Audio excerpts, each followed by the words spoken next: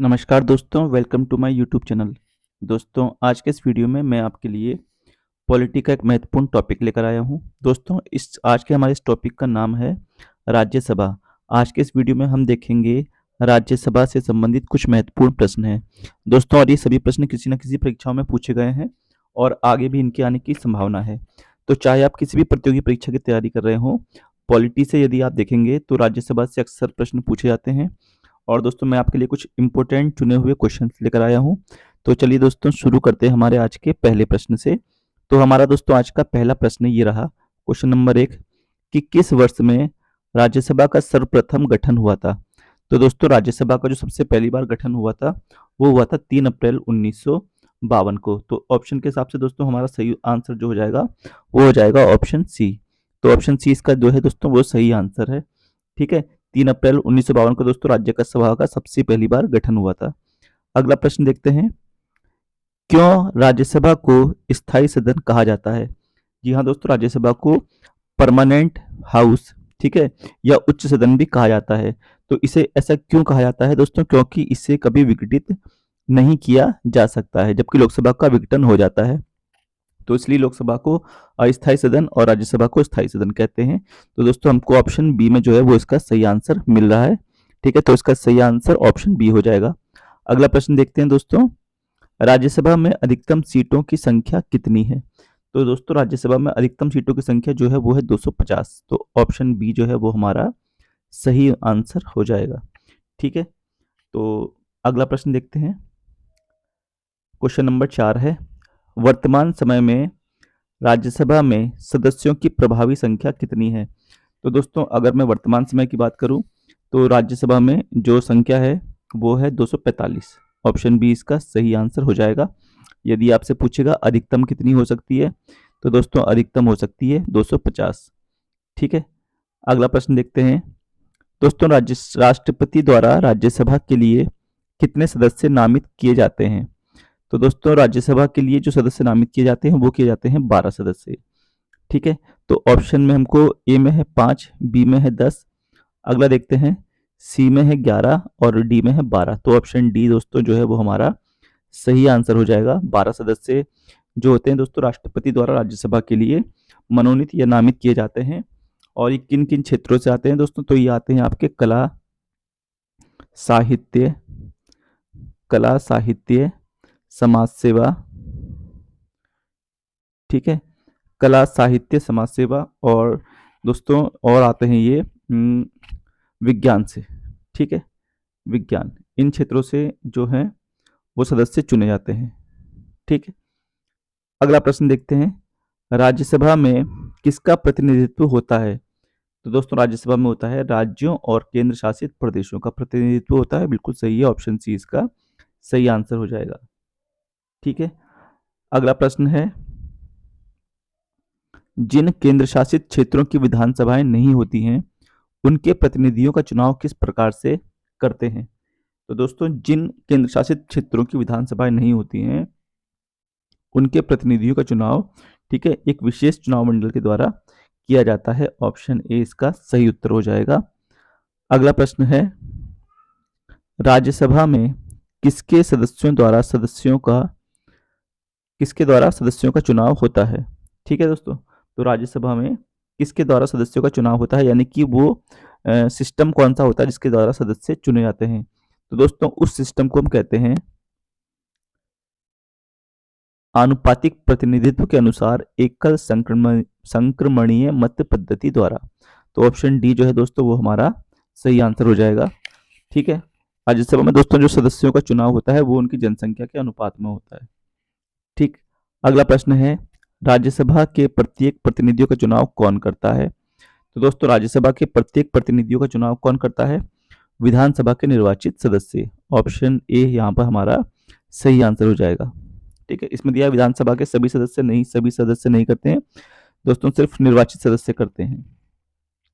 ठीक है, अगला प्रश्न देखते हैं दोस्तों, क्वेश्चन नंबर 10 है, राज्यसभा में राज्यों का प्रतिनिधित्व किस बात पर निर्भर करता है। तो दोस्तों यह निर्भर करता है राज्यों की जनसंख्या पर, है ना, अभी दोस्तों हमने बताया था। ठीक है, आनुपातिक प्रतिनिधित्व पद्धति के द्वारा एकल संक्रमणीय मतों के द्वारा इनका चुनाव होता है, ठीक है, और ये जनसंख्या पर निर्भर करता है। तो ऑप्शन बी हमारा सही आंसर हो जाएगा। अगला है क्वेश्चन 11वां। 11वां प्रश्न है दोस्तों, राज्यसभा में किस राज्य के प्रतिनिधियों की संख्या सबसे अधिक है?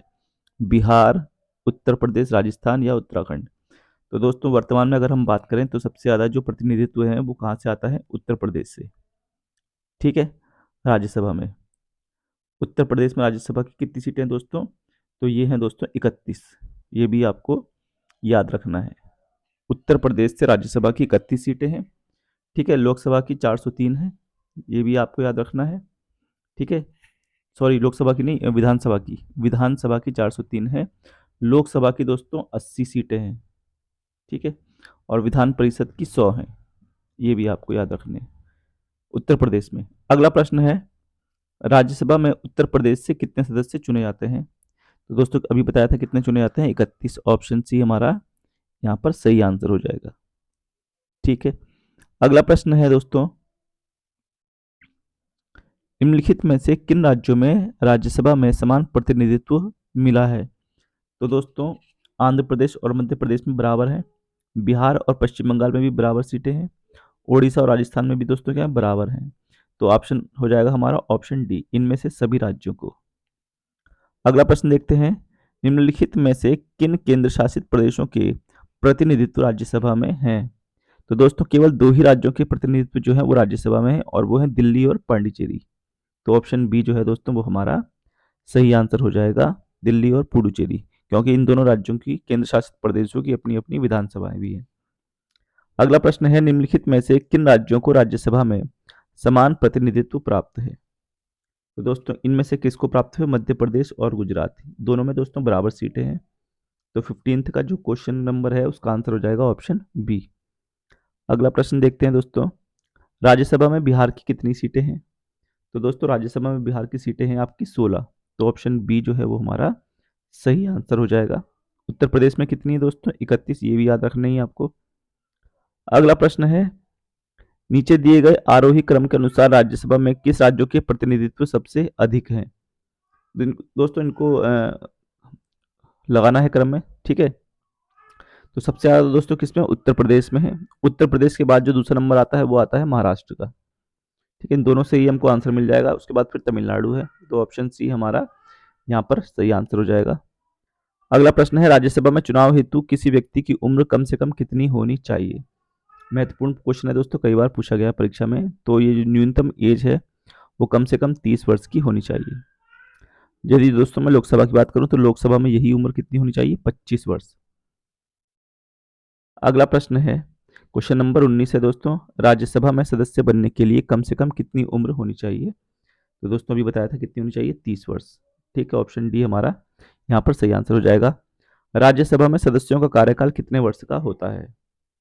तो दोस्तों राज्यसभा के सदस्यों का कार्यकाल होता है 6 वर्ष का, ठीक है। ऑप्शन डी है जो दोस्तों यहाँ पर हमारा वो सही आंसर हो जाएगा, ठीक है।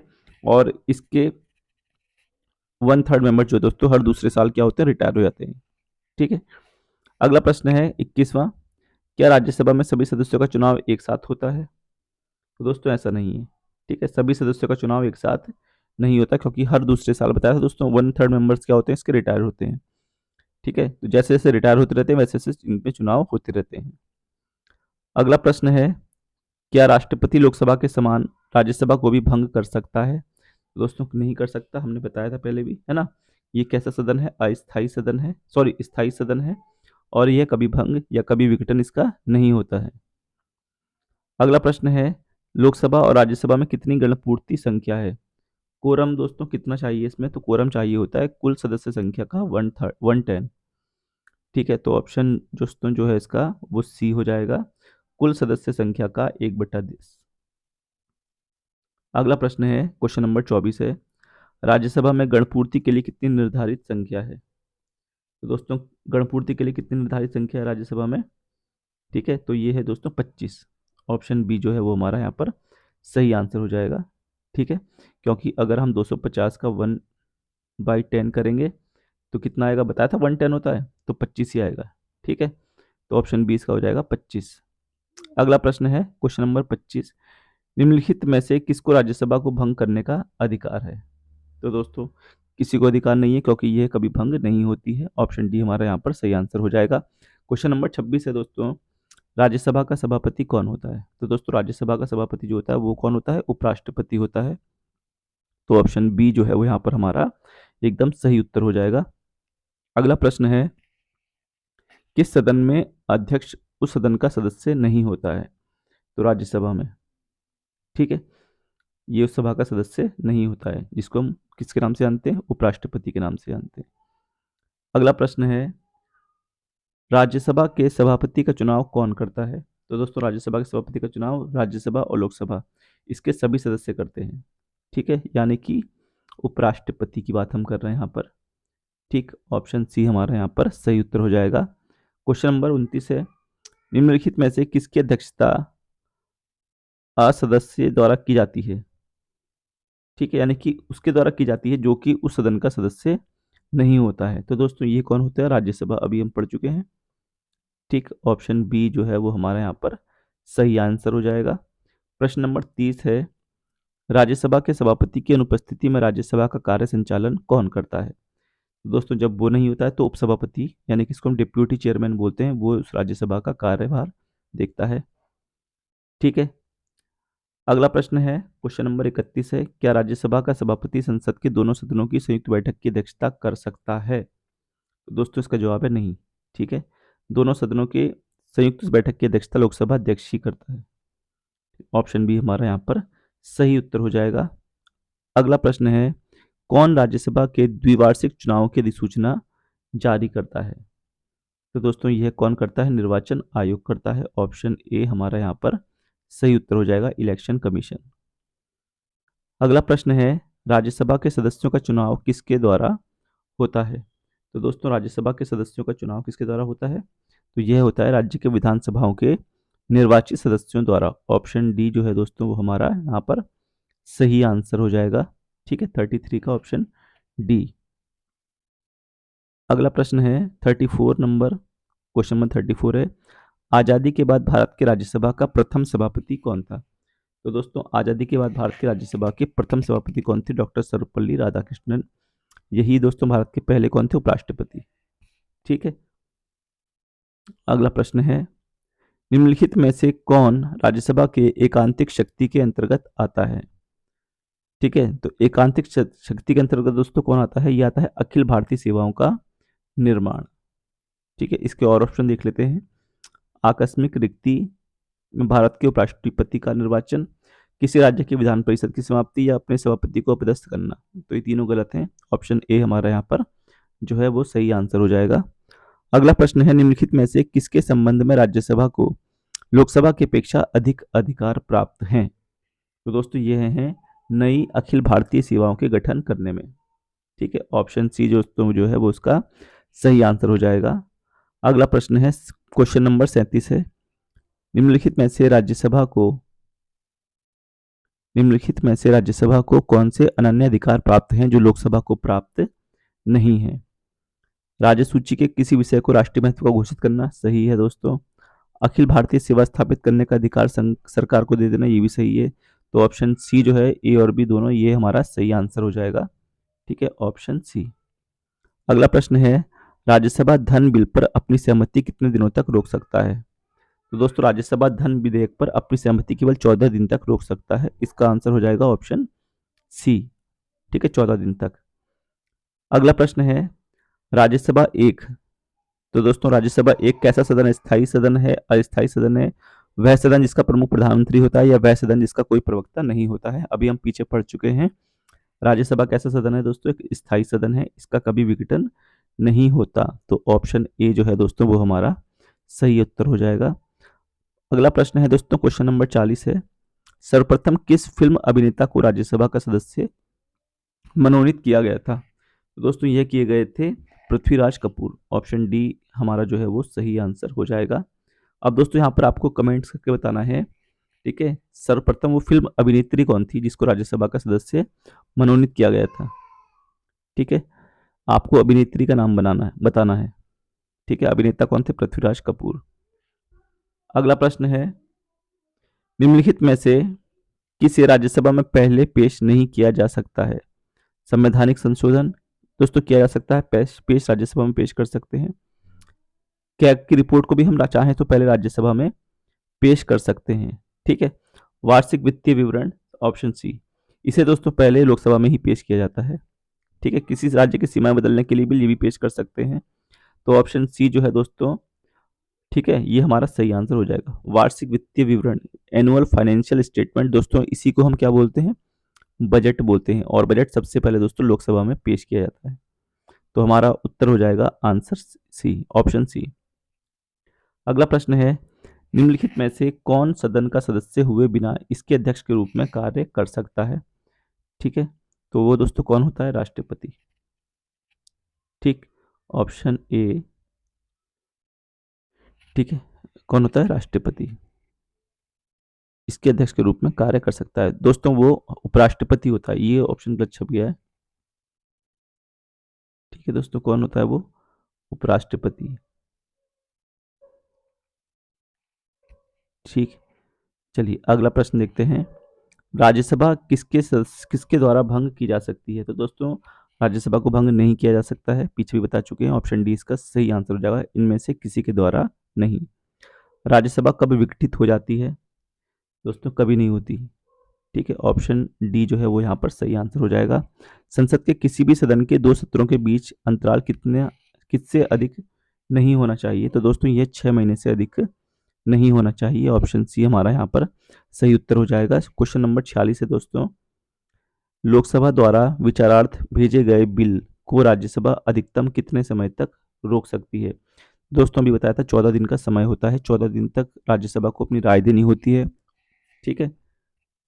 अगला प्रश्न है, राज्यसभा के पहले समूह की सेवानिवृत्ति किस वर्ष में हुई थी? जो पहला बैच था जो, तो वो कब रिटायर हुआ था ये आपको बताना है। तो वो हुआ था 2 अप्रैल 1954 को। ऑप्शन डी हमारा यहाँ पर सही आंसर हो जाएगा। अगला प्रश्न है, भारतीय संसद के अपर हाउस को किस नाम से जाना जाता है? ऊपर लिखा है दोस्तों, ऊपर नहीं है, अपर हाउस है। और अपर हाउस हम किसको बोलते हैं, यानी कि उच्च सदन को। ये कहा जाता है दोस्तों राज्यसभा को। ऑप्शन ए हमारे यहाँ पर सही आंसर हो जाएगा। अगला प्रश्न है, राज्यसभा की प्रथम महिला महासचिव कौन थी?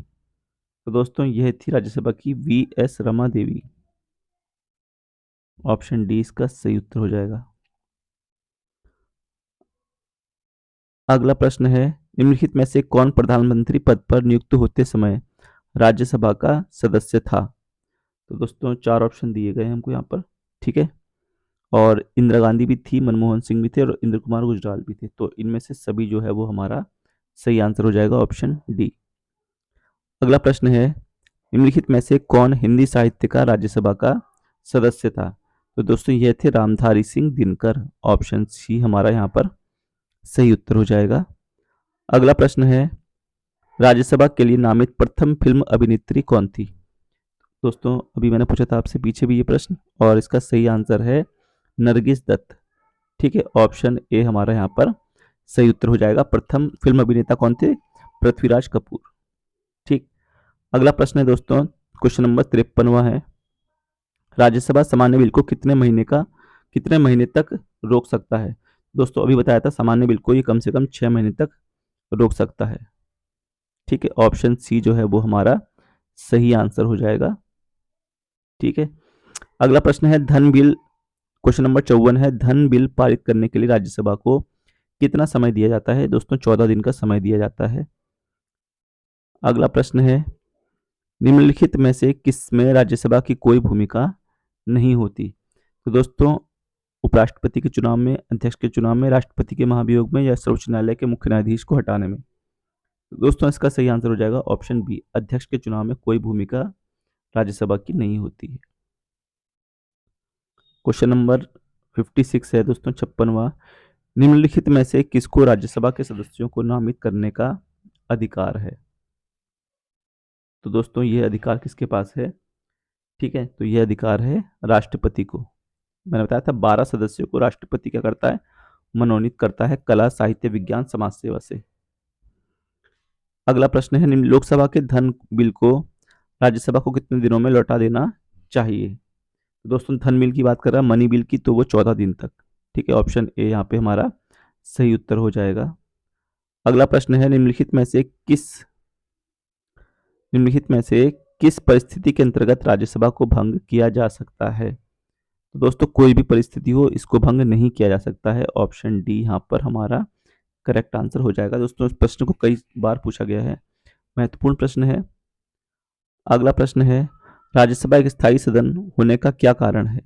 दोस्तों पीछे भी ये प्रश्न आया था, ठीक है। स्थायी सदन होने का क्या कारण है?